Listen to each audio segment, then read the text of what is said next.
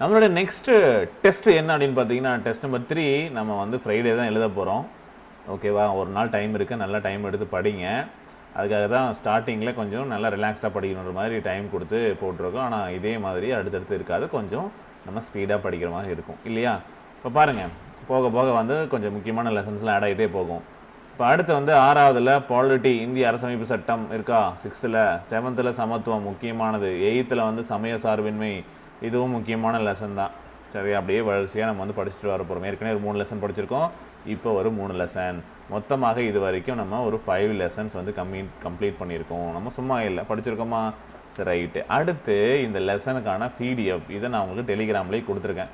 1 வீக்குக்கு நான் என்ன பண்ணுறேன்னு சொல்லியிருந்தேன், பிடிஎஃப் எல்லாம் நான் ஒரு ஃபஸ்ட்டு டெஸ்ட்டுக்கு கொடுக்குறேன். நீங்கள் என்ன பண்ணுங்கள், அதுக்குள்ளே புக்ஸ் எல்லாம் கலெக்ட் பண்ணி வச்சுருங்க. அதுதான் உங்களுக்கு யூஸ்ஃபுல்லாக இருக்கும். இப்போ இந்திய அரசமைப்பு சட்டம் எப்படி உருவாகுது அப்படிங்கிறத பற்றி ஒரு பேசிக்காக கேள்வி கேட்டு அவங்களே பதில் சொல்கிற மாதிரி அழகான ஒரு லெசன், சிம்பிளாக இருக்கும்.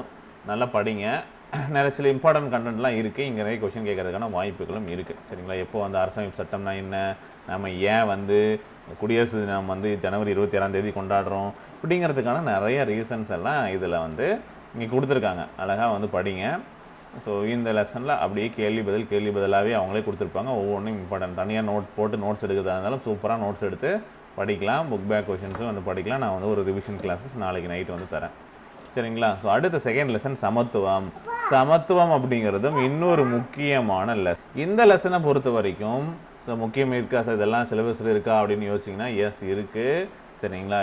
ஈக்குவாலிட்டி இருக்கா, ஸோ அதை பேஸ் பண்ணி இருக்கக்கூடிய லெசன் தான். சமூக சமத்துவம்னா என்ன, சமத்துவத்தினுடைய வகைகள் பற்றி கொடுத்துருக்காங்களா, குடிமை சமத்துவம், சட்டத்தின் ஆட்சி, ஏவிடேசி ரொம்ப முக்கியமானது, அரசியல் சமத்துவம், இது போன குரூப் 4லலாம் கேட்டிருந்த கொஷின். சரியா? வாக்களிக்கும் உரிமை, பொது அலுவலகத்தில் பங்கு கொள்ளக்கூடிய உரிமை, அரசு விமர்சனக்கூடிய உரிமை, இது எல்லாமே அரசியல் சமத்துவத்தில் வரக்கூடியது.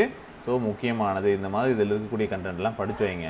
கண்டிப்பாக எக்ஸாம்ஸில் நம்ம எதிர்பார்க்கக்கூடிய கண்டென்ட் தான். ஏற்கனவே கேட்டிருக்காங்க, திரும்ப கேட்பாங்களா கேட்க மாட்டாங்களான்றதை விட இதெல்லாம் தெரிஞ்சிருக்கணும் அப்படிங்கிறது முக்கியமானது.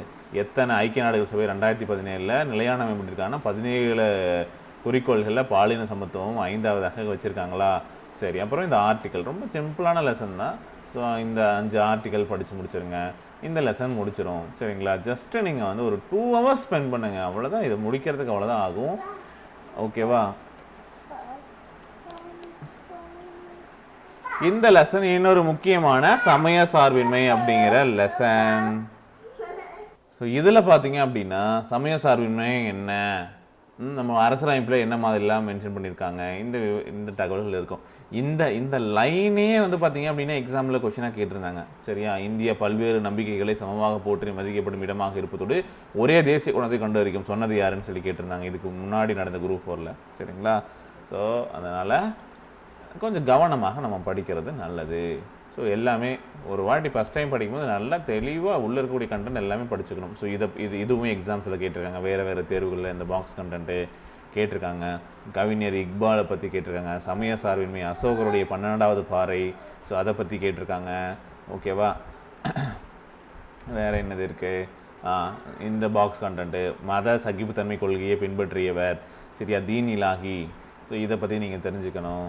அரசமைப்பில் சமய சார்பின்மையுடைய முக்கியத்துவம் பற்றி சொல்லியிருப்பாங்க. எந்த அரசமைப்பு சட்டத்தின் மூலமாக கொண்டு வரப்பட்டது, முக்கியமானது. ஸோ நோட்ஸில் அழகாக எடுத்து வைங்க. அப்புறம் இந்த ஆர்டிக்கல் எல்லாமே முக்கியமானது. இப்போ ரீசெண்டாக இஷ்யூ ஆச்சு இல்லையா, எந்த ஒரு அதாவது கல்வி நிறுவனங்களில் மதம் சார்ந்து நடைபெறும் சமய போதனைகள் அல்லது சமய வழிபாடு நிகழ்ச்சிகளில் கலந்து கொள்ளாமல் இருக்கக்கூடிய உரிமை. ஸோ இது ரிலேட்டடான விஷயங்கள் எல்லாம் நல்லா படிக்கிறது முக்கியம். ஓகே, ஸோ அவ்வளோதான் சொல்லணும்னா இதுதான் விஷயம். இது கொஞ்சம் நல்லா படித்து வச்சுக்கோங்க. ஓகேவா? ரைட், இவ்வளோதாங்க. இது படிக்கிறதுக்கு உங்களுக்கு ஒரு 2 to 3 hours ப்ராப்பராக, அதாவது படிக்கிற கண்டென்ட் மட்டும். சரிங்களா? படிச்சுட்டு ஒரு 1 hour சரிங்களா நோட்ஸை மேக் பண்ணுங்கள். ஒரு லெசனுக்கு வந்து ஒரு 30 minutes அந்த மாதிரி ஸ்பெண்ட் பண்ணி ஒரு டைம் எடுத்துட்டிங்கன்னா அதை ரிவைஸ் பண்ணுறது ரொம்ப ஈஸியாக இருக்கும். டெஸ்ட்டுக்கு வந்து ஒரு 30 minutes ஸ்பெண்ட் பண்ணுங்கள், போதும். சரிங்களா?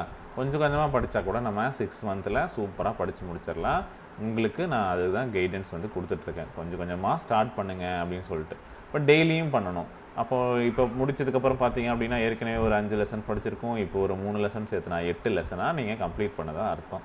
சரிங்களா? இப்போ 3 டெஸ்ட்டு வந்து நம்ம 3% கம்ப்ளீட் பண்ணிட்டோம் அப்படின்னு அர்த்தம். 100%ல் கம்ப்ளீட் பண்ண வேண்டிய டோட்டல் ஒர்க் நமக்கு இருக்குது.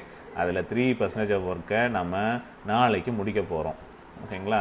இப்படி ஒவ்வொரு நாளும், அதாவது ஜிஎஸ் போர்ஷன் மட்டும், சரிங்களா, இப்படி ஒவ்வொரு நாளும் கொஞ்சம் கொஞ்சமாக நம்ம ஆட் பண்ண நம்மளுடைய ப்ரிப்பரேஷன் இம்ப்ரூவ் ஆகிட்டே போகும். ஓகே, ஸோ அடுத்த வீடியோவில் பார்க்கலாம். நாளைக்கு டெஸ்ட்டுக்கு ப்ரிப்பேர் ஆகிட்டு, நாளைக்கு டெஸ்ட்டில் நாளைக்கே நல்லா ப்ரிப்பேர் பண்ணிக்கோங்க. அடுத்த நாள் டெஸ்ட் எழுத போகிறோம். Okay, thank you.